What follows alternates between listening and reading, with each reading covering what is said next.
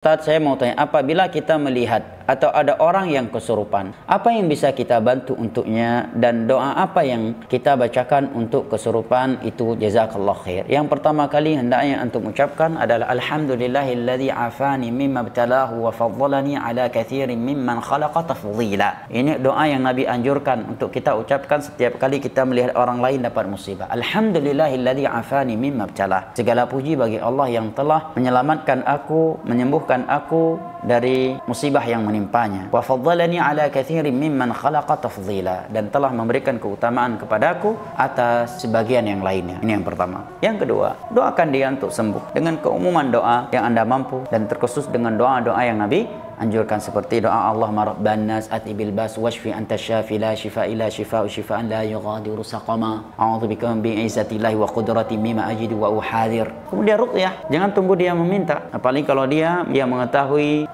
keutamaan untuk tidak meminta ruqyah kepada orang lain. Ruqyah dia, Ustaz saya enggak ahli, akhi Anda muslim, bisa baca Al-Quran, Al-Fatihah bisa? Al-Fatihah walaupun berulang kali, tidak masalah. Jangan sampai terkecoh ya, kalau syaitan nanti terkadang ngerjain Allah cuma Al-Fatihah aja, dari tadi cuma Al-Fatihah melulu, udah 1 jam lo ruqyah gua pakai Al-Fatihah, mana mempan. Jangan terpancing. Al-Fatihah adalah surat yang paling tepat, yang paling afdal, yang paling istimewa untuk ruqyah. Sampai-sampai Nabi memberikan nama Al-Fatihah sebagai Ar-Ruqyah dalam hadis Abu Sa'id Al-Khudri radhiyallahu anhu yang diriwayatkan oleh Imam Muslim. Ulangi, berulang kali. Boleh juga dengan meruqyah air, baca Al-Fatihah, meruqyah air ya, dengan sedikit ludah ya, bukan semua ludah yang percikan ya.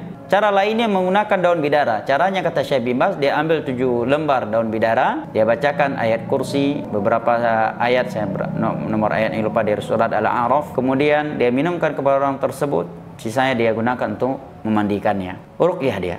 Apabila dia sudah sadar, berikan nasihat agar dia sabar, tetap optimis kepada Allah, agar dia memperkuatkan akidahnya, jangan sampai terkecoh dengan bisikan-bisikan syaitan.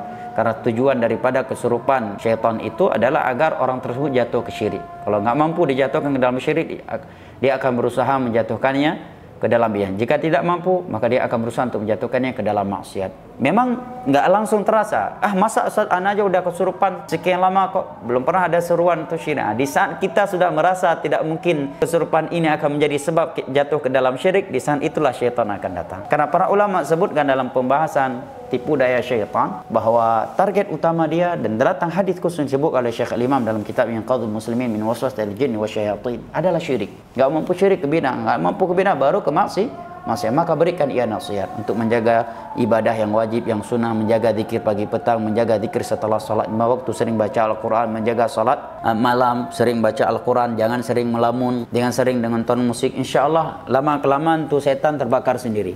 Barakallahu fiik.